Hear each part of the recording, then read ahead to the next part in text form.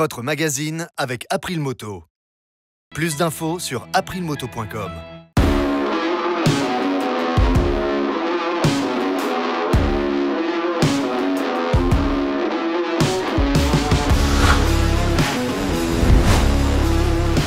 Bonjour à tous et bienvenue sur la chaîne du Repère des Motards où l'on vous propose aujourd'hui un format un peu différent.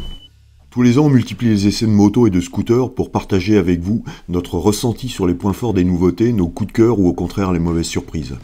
Ce millésime 2024 a été particulièrement chargé en termes de lancement de motos avec une bonne cinquantaine d'essais réalisés cette année. Pour s'y retrouver, on dresse notre classement des meilleurs essais par catégorie.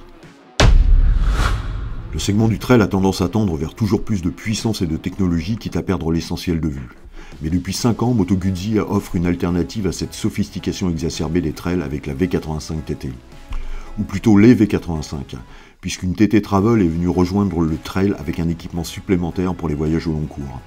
C'est maintenant une V85 Strada plus simple et plus routière qui complète la famille en 2024. Moto Guzzi en a également profité pour faire évoluer son trail en ajustant le style néo-rétro, conservant ce double phare avant iconique et en préparant le V-Twin transversal à la norme Euro 5 avec l'intégration d'un calage variable des soupapes. La mécanique parvient à gagner légèrement en performance et se conformer aux normes sans perdre sa personnalité si charmeuse. Il en va de même pour ce style inimitable où la partie cycle fait toujours preuve d'autant de précision. Ce positionnement différent du reste de la concurrence en fait un modèle incontournable sur le segment du trail de moyenne cylindrée. Quand on parle de GS, on pense d'abord à la série des R à Boxer, mais il ne faut pas oublier les F et leurs twins verticales qui prennent de plus en plus de place. Pour 2024, BMW Motorrad a totalement revu son trail de moyenne cylindrée avec le lancement de la F900 GS qui succède à la 850. Il ne s'agit pas ici simplement d'une petite hausse de cylindrée, mais bien d'une évolution majeure à tous les niveaux. Délivrant désormais 105 chevaux et 93 Nm de couple, le Twin se montre plus disponible que jamais, bien aidé par la précision de sélection et l'efficacité de ses assistances électroniques. La partie cycle gagne elle aussi beaucoup en dynamisme et en agilité, en perdant pas moins de 14 kg par rapport à la 850. Plus jolie, plus légère et plus efficace que sa devancière, la F900 GS est assurément une évolution réussie. Depuis ses origines, MV Agusta nous a toujours proposé des motos au profil plutôt sportif, même avec sa Turismo Veloz qui était à l'époque plus sport que touring. Et voilà que le constructeur de Varese se lance dans le maxi trail avec l'Enduro Veloz. C'est une grande première pour un MV qui n'a jusqu'ici jamais produit de trail, mais a pu compter sur l'arrivée récente de KTM à sa tête pour concrétiser ce projet initié depuis quelques années. Si l'idée peut surprendre, l'Enduro Veloz ne triche pas quant à son héritage. Reprenons le 3 cylindres en ligne des Brutal 800 avec une nouvelle version portée à 931 cm3 pour délivrer 124 chevaux et surtout 102 Nm de couple sous le contrôle d'une flopée d'assistance électronique. La qualité du système de freinage, l'équilibre de la partie cycle ou encore la disponibilité et la sonorité envoûtante du 3 pattes en font presque oublier les erreurs de jeunesse de l'italienne. Reste un prix assez haut placé qui la place un peu à l'écart de ses concurrents directs.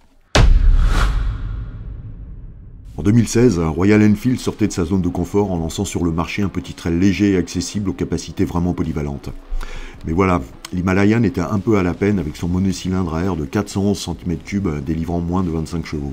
Le constructeur indien a revu sa copie pour le millésime 2024 en repartant du même concept, proposer une moto accessible et polyvalente, mais en modernisant et en dynamisant l'ensemble. Et c'est ce que propose cette nouvelle génération d'Himalayan, propulsée par le mono Sherpa délivrant désormais 40 chevaux et 40 Nm de couple, pour un poids qui reste sous la barre des 200 kg avec le plein du réservoir de 17 litres effectué. Facile et accessible avec le permis A2 sans avoir besoin de recourir à un bridage, l'Indienne hérite d'une partie cycle capable de presque tout encaisser. Enfin, avec un tarif fixé à partir de 5 890 €, la Royal Enfield a de sérieux arguments à faire valoir.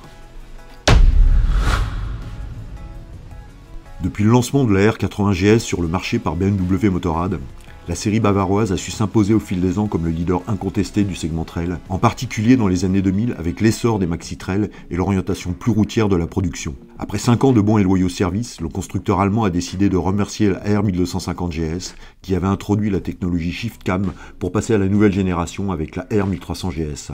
BMW n'a pas fait les choses à moitié en opérant une refonte profonde du maxi-trail, que ce soit en termes de design avec une machine plus fine et plus agressive, que de technique et de technologie. Le Boxer gagne en performance, la partie cycle muscle son jeu tout en allégeant ses masses et les assistances électroniques se multiplient. La bavaroise y gagne clairement en dynamisme, en agilité et en efficacité générale. La reine des trails a tout ce qu'il faut pour conserver sa couronne. C'est tout pour aujourd'hui. Vous retrouvez tous les liens vers les essais vidéo et écrits en lien dans la description. Et si vous avez aimé cette vidéo, n'hésitez pas à la liker et à nous le dire en commentaire. Et pour ne rien manquer de nos prochains essais, n'oubliez pas de vous abonner à la chaîne.